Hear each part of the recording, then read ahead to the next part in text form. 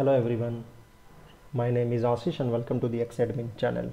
So guys, in this lecture we are going to see what is a cache and how to implement the cache in your own application.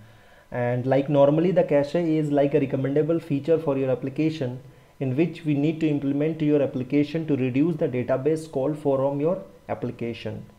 So let's say guys, if you have integrated the cache to your application, then it will provide a better performance.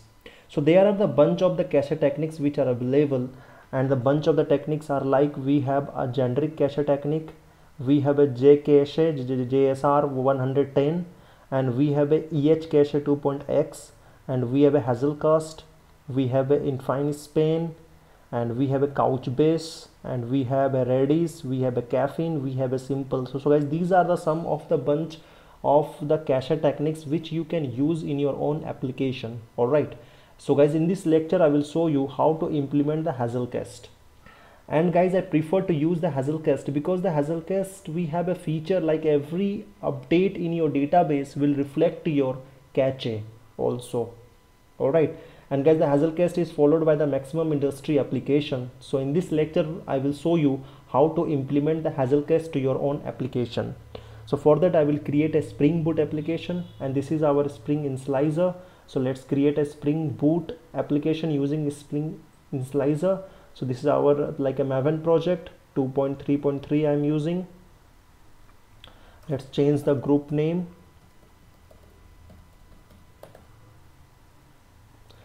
Let's provide the artifact name as Hazelcast, and packaging as jar I will use, and Java 8. All right, so now let's add the dependencies. So first I will use Spring Wave, then DevTool, then I will add data JPA, Spring Data JPA, then I will use a MySQL database, so I will add a MySQL driver here. All right, so these are the 4 dependencies I have added to my Spring Boot application. So let's generate it. So guys, it will be downloaded in a G format, so we need to extract it first. So let's go to the downloaded folder path, and here we need to extract it. Now let's go to our Eclipse, and we need to import this project. So let's provide the path from where we have extracted. Select our project, open it, and then finish this. So guys, in this way we have successfully imported the Hazelcast project to my application. All right, and now guys I need to add some like the dependencies to my pom.xml. all right guys, so guys, here I will add the dependencies to my pom.xml. So let's say that I have added these guys, the 3 dependencies to my pom.xml to download the Hazelcast jar to my application. Like guys, this with the artifact like Spring Boot starter cache, and with the artifact Hazelcast, and also with the artifact name Hazelcast Spring. So these are the 3 dependencies I have added to my Spring Boot application in a pom.xml to download all the jars for my Hazelcast configuration. All right, so let's save this. And now guys, here I am using a MySQL database. So let me write the configuration of it, and here I will use a YML file. So let's create a file with the name application.yml to write the configuration for my database of MySQL. So go to the resource. Here let's create a file. Let's provide the application.yml. all right, and let's finish this. So guys, we have added a like application.yml, and now guys, inside this we need to add the configuration for my MySQL database. So guys, let me add the configuration and then I will explain you. Alright guys, I have added the configuration like a driver class name as com.mysql JDBC driver, and URL as JDBC MySQL localhost, and the port number is 3306, and here my database name is userdb, and the username is root, and the password is for the MySQL database. Alright, and this is the JPA configuration, and the database is MySQL, and here this is the Hibernate configuration, and here the DDL auto is update, and here I am using the show SQL as true to show all the SQL queries to my console. All right, so let me save this. Now guys, I will show you my the MySQL workbench, and guys, inside this, guys, you can see that this is my user DB. All right, so guys, inside this we have a table with the name user. All right, and we have this data inside this user table, and guys, it has the 3 columns like ID, address and name. All right, so guys, here I am going to use this table to show you how to integrate the Hazelcast. All right, so so guys, here I will use this user table. All right, so let's go to our Eclipse, and now guys, I am going to create all the packages here. So for that, guys, inside my Java, let's copy these packages first.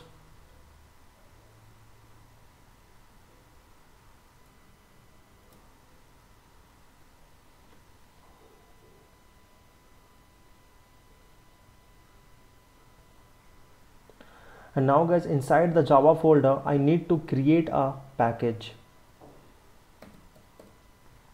So let's create a package with the name, let's say, model. All right, and guys, inside this model package, I will add my model class.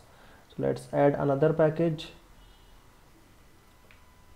with the name DAO, and guys, inside this DAO package, I will add all my DAO classes. Let's add another package with the name service, and guys, inside this service package, I will add my service class. Let's add another package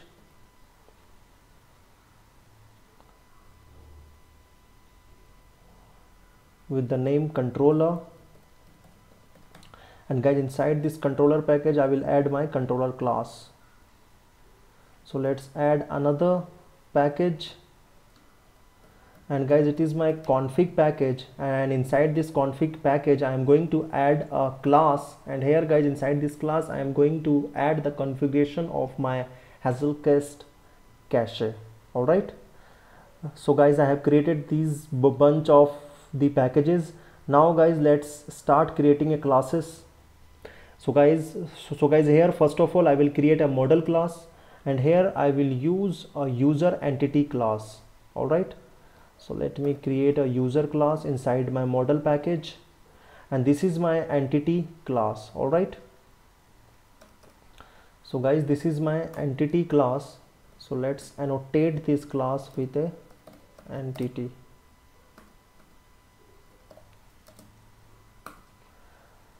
And now guys, the user class has a 3 field: ID, name and address. So let's define it. ID is of integer type,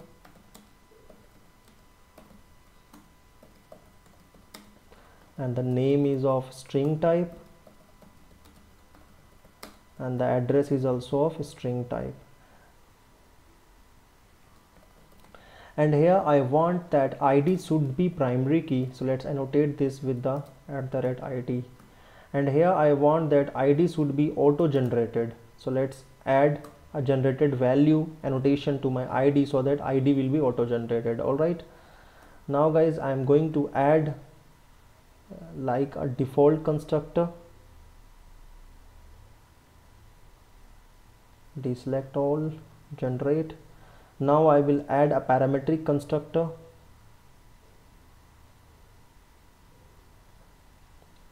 now I will add a getter and the setter method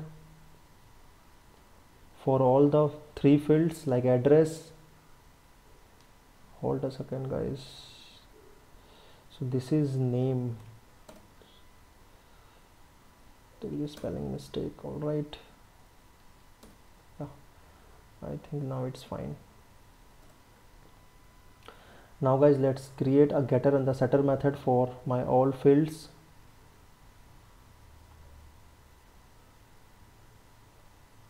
Address, name and ID.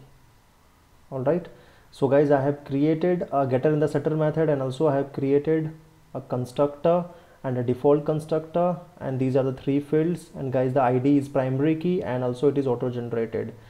All right, and now guys, I want that this user class should be serialized, so let me implement the serializable here.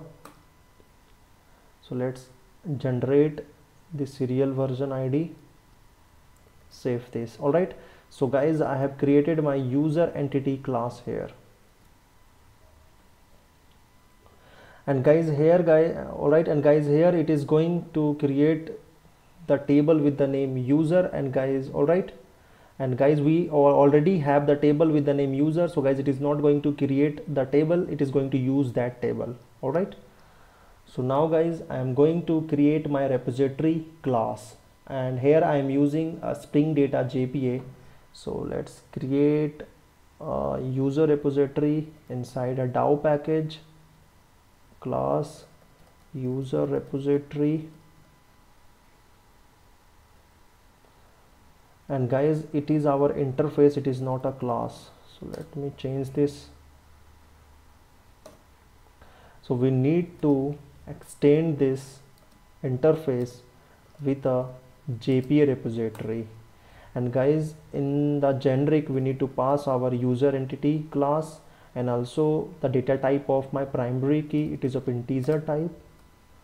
So we need to import this with the model correct package. So guys, I have created the user repository class and it is extending JPA repository. It means that guys, we can call the JPA CRUD operations here, like a save method, we delete method, delete the user from the database.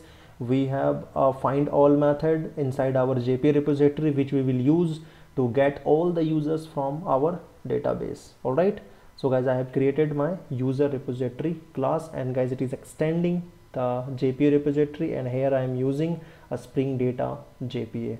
Now let's create another class. So let's say that now guys, I will create another class inside my config package, and here guys, I will create a configuration class, and inside this class I will write my Hazelcast configuration method. So let me first create a class.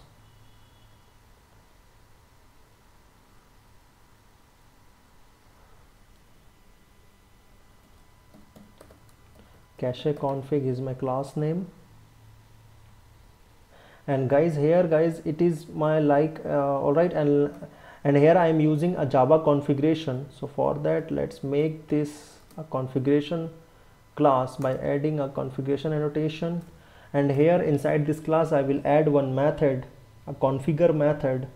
And guys, inside this configure method I am going to add the logic to set the instance name for my the cache, and also the configuration for my Hazelcast cache. So for that, let's create a method first, and here the return type of the method will be like config. And guys, you can see that I'm importing this with a com.hazelcast config. So let's provide the name as a configure. All right, so let's mark this method with a bean annotation. And now guys, it should return a config object. All right, so let's create the config object first. So new config. All right, and after that guys, we are going to call the set the set instance name method to set the instance name. All right, so set instance name method, and guys, here guys, you can see that we have an argument with the instance name. So let's provide the instance name in a string format, Hazelcast, and then instance. All right, so this is my Hazelcast instance name, and guys, I have set this by calling a set instance name. After that guys, I need to set the name of my cache. So for that, what I will do, I will call add map config method, and guys, it has an argument with a map config. So we need to create the object of the map config with the help of the new keyword. All right, so map config, and then guys, I will call a method with the name set name to set the name of my cache. So here we need to pass the string, and here we need to provide the cache name like user cache. All right, and now guys, we need to call a method to set the maximum size of my config. So for that, we have a method as set max size config. So guys, in the last, you can see that we have a method with a set max size config, and guys it has an argument as a max size config, so it means that we need to create the object of a max size config. All right,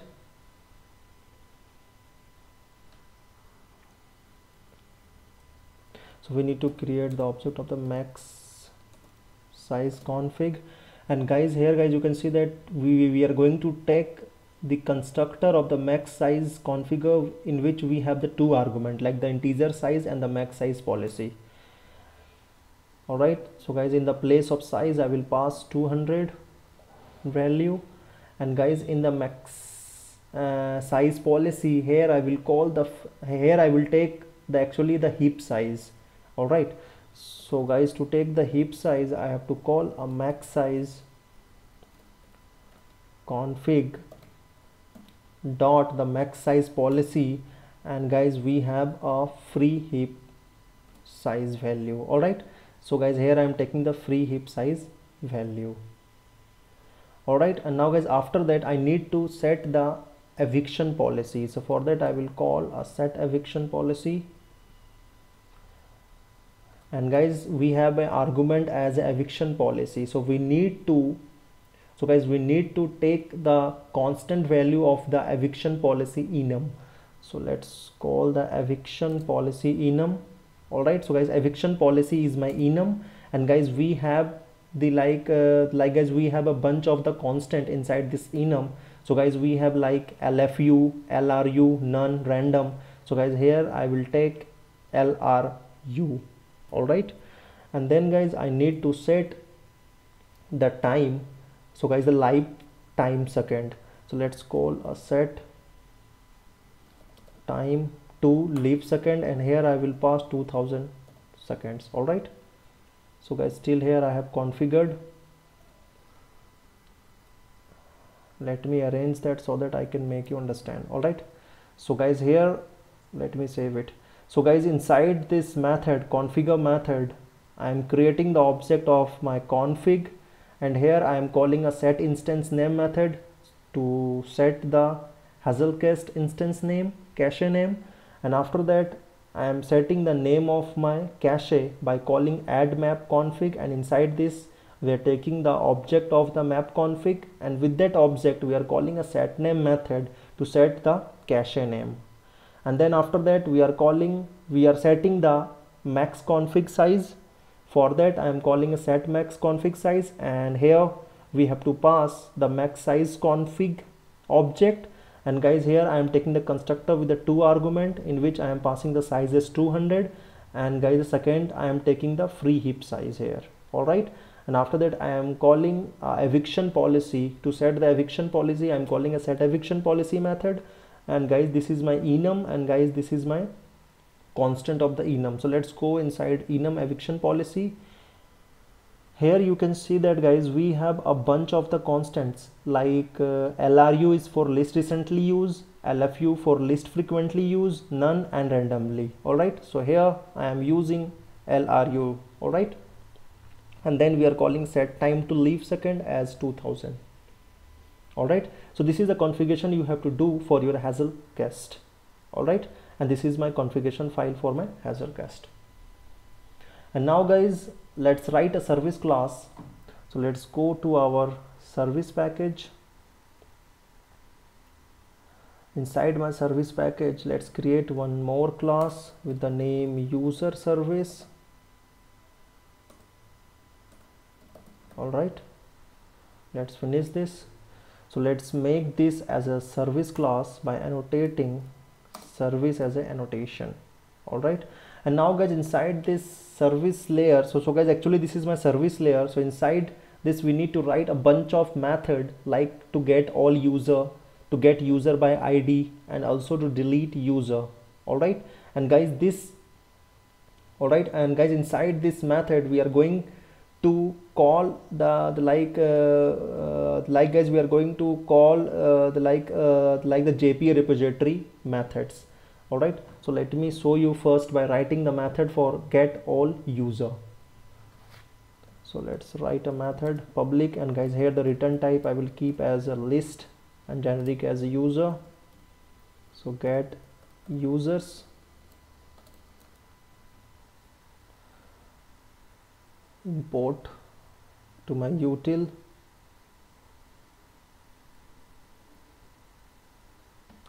and you have to import the user with the correct model package. All right, and now guys, all right, and guys, inside this method I will call our like a user repository class. All right, so for that I need to inject my user repository here. So let me inject first user repository,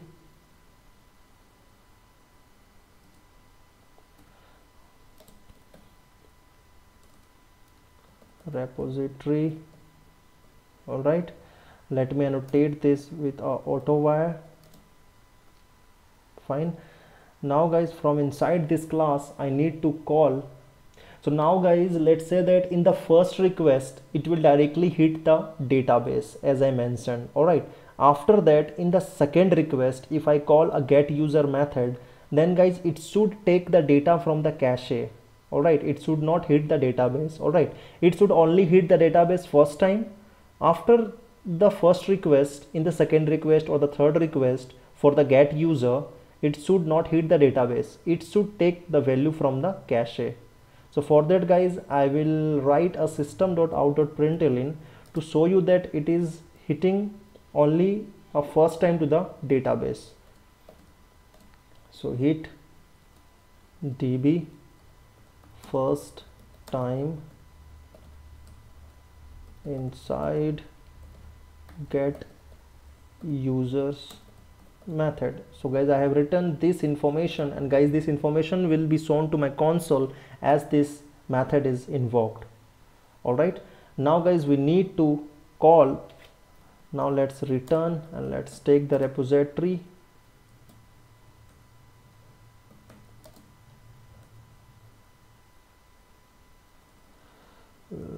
return, and here repository dot find all method. All right, so guys we have a find all method inside our like a JPA, inside our like like a JPA repository to get all the user object from the user table. All right, so guys I am using this find all method to get all the users object, and guys it will return in a form of list. Now guys, let me add or create another method like to get user according to the ID. So public user. All right, and now guys after that I will add the method of the like the name of the method as the get user, and here I will pass the ID. Okay, it is going to check this ID and it is going to return the object according to the ID. Get user, so repository dot, so we have a method like find by ID. All right, and here I will pass ID.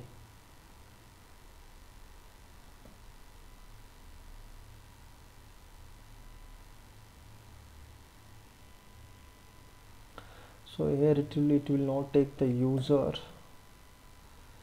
So let's change this to a return type as an optional user. All right, so guys it is going to return the object of the user as per the ID.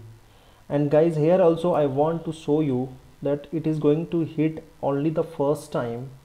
After the second request it is going to take the ID from my database, like from the cache, not from the database. So hit db first time inside, this is get user, not get users. All right, this is method 2. Let's keep this as a method 2. Let's mark this as a method 1, no problem. All right, now guys let's create another method to delete the user from our database. So here I will return type as a string, method name as delete. Let's take argument as ID, and guys it is going to delete according to the ID. So repository dot, we have a delete method, delete by ID. All right, and here we are passing the id. So now guys we need to return something. So guys here I am going to pass some dummy string like user is deleted with id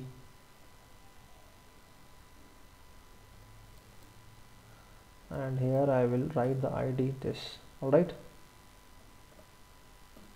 so guys it is going to delete the user from the database as per the id match.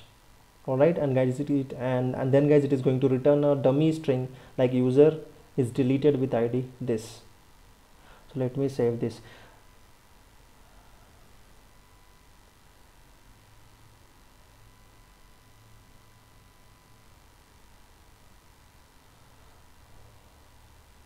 It is showing some error. This is user repository. Yes, this is fine. We are extending this, no problem.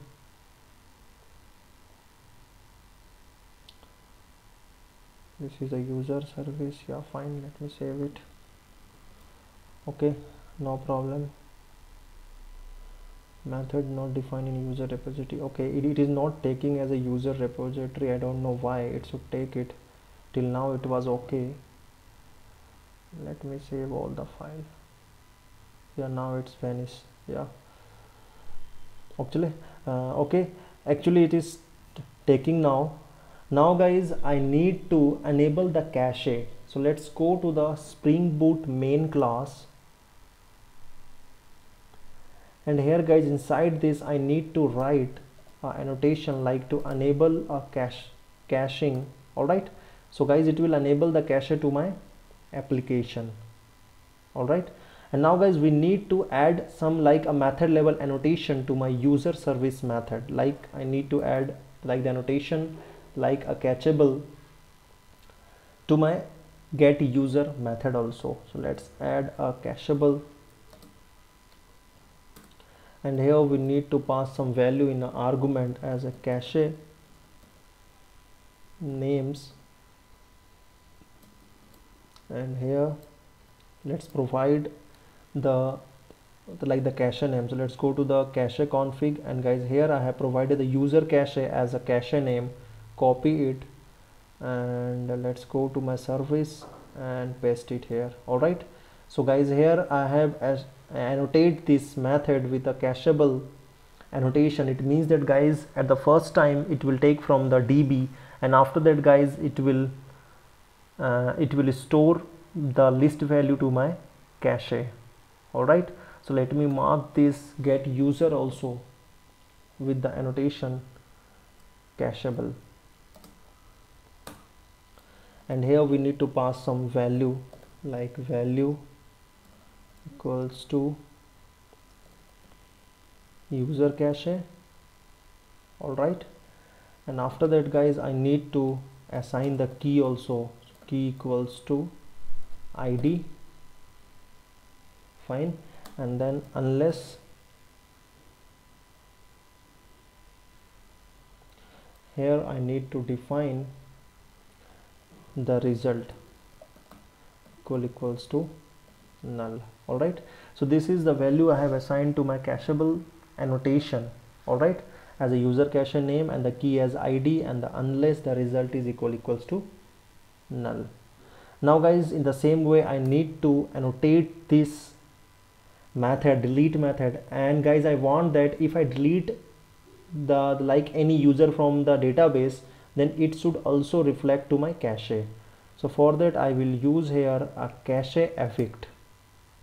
Alright, so cache effect will be the annotation, and here I need to pass the value for this. So value, and here user cache is my cache name. Alright, so guys I have added all the annotation to my methods of my service class. So guys I have completed my service class. I have like enable my cache in the main class, and also I have written my cache config. Now guys I need to write a REST controller for my endpoints. So let's create a REST controller to write my endpoints. user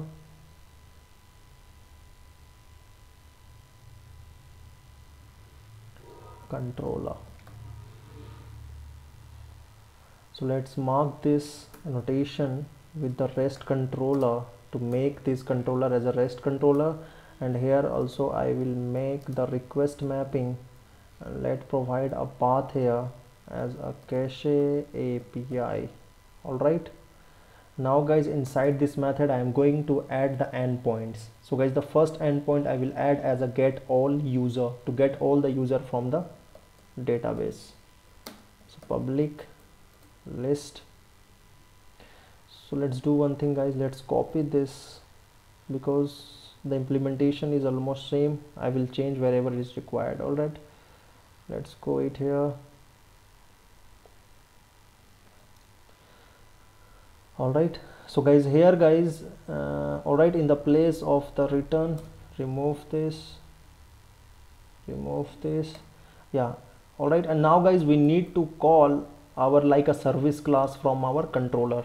So for that we need to inject our user service here. So let me inject the user service here.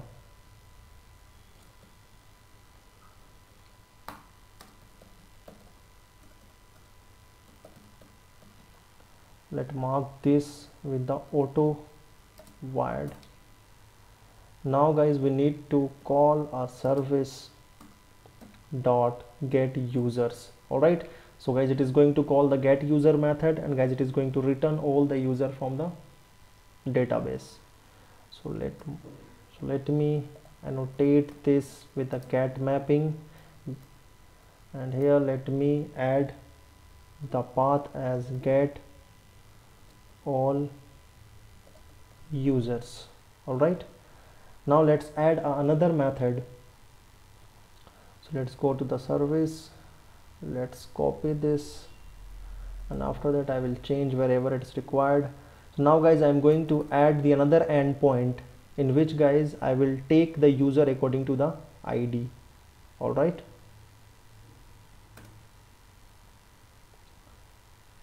so here we need to call our service dot get user according to the ID, and here we are passing the ID. All right, and guys, here we are so let me add a get mapping. First let's put the URL for get mapping by particular ID. So get user by ID. All right, and now I need to define my ID also. All right, so guys, it is going to take this ID. So for that I have to assign @ path variable, so that is going to take this ID from my the URL request. All right, it will take this ID, and then guys, it will store in this, and then it will call this get user method of my user service class, and guys, it is going to return that to the user object. All right, till here I have completed. Now guys, let's add the endpoint to delete any user. So let me copy this from here,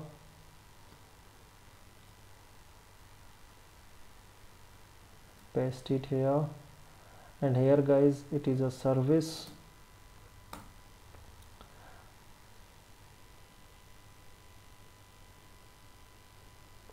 All right, so it is going to return service dot delete, and here we need to pass the ID, and we not need to require this. All right, so guys, we have implemented our delete method also. Let's put the delete mapping here, delete mapping, and here let's put path URL like delete user. All right, and here we need to take the ID also, because it is going to check the ID in the user table, and guys, according to that it is going to delete the user from the database. So here we need to add a path variable also, because it is going to take the ID from the URL. all right, and guys it is going to return a delete, all right, and guys it is going to call a delete method.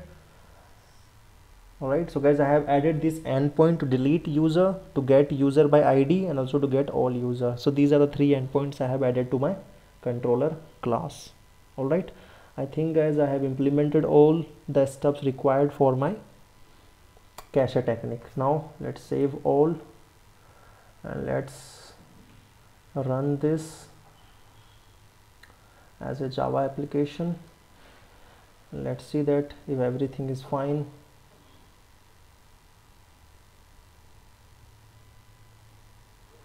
So our server is starting, and guys our project is up, and guys it is started at port number 8080 Tomcat 80. Now guys let's go to my MySQL workbench and let's check that guys we already have a 2 data here. All right, now guys let's go to our Postman, and here guys we need to fetch the data first. So guys to fetch the data we can see that, let's go to our controller, and here guys let's check the endpoint. So guys we have a cache API and we have a get all user URL to fetch all the users. All right, so get all URL, and guys we have a get method. So let's hit a request. So guys you can see that we got the 2 object present in our database, all right, with the ID 8 and with the ID 9. Now let's check the Eclipse, and guys here inside the console you can see that we hit the database only first time inside the get user, and again guys we can see that this SQL query runs. Now guys let's hit another like the same request to see that whether it is hitting the database again or it is just taking the data from the cache now. All right, so for that let's go to the Postman and let's hit it again. So guys as I hit, now let's check in the Eclipse. So guys in the console guys you can see that we have only one SOP. All right, it means that guys it is taking now the data from the cache, it is not hitting the database again. Only the first time it hits the database, now it is taking data from the cache. All right, now guys in the same way let's check the another method we have, controller. Let's check the get user by ID. All right, let's go to our Postman, and here let's paste the URL, and now guys I want to take a particular user object. Let's say that I want to take the user object with the ID 8.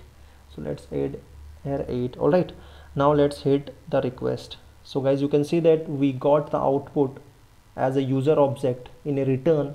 Now let's check the console, and guys here guys you can see that it hit the database again, because guys it is going to hit the database again because here as I have mentioned here guys it is going to hit it again. Now guys if I will hit this request again, so let's see that whether it is taking the data from the cache or again it is hitting the database. So for that let's hit this request again second time.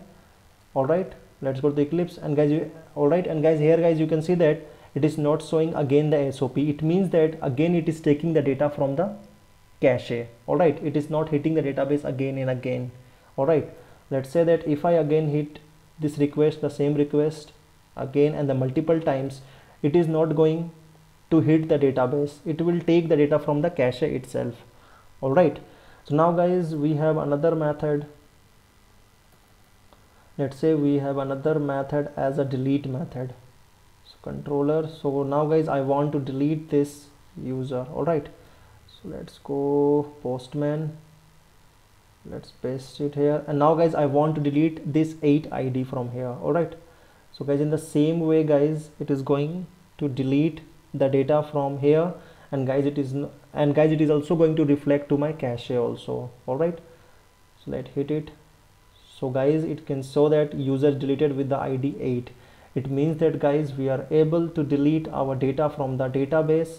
All right, and guys you can see that we run the query like delete from user ID. All right, and now guys it will reflect to the cache also. So guys in this lecture we have seen how to implement the Hazelcast to our Spring application, and guys we have seen how we can implement. Thank you guys and have a nice day, and see you in the next lecture.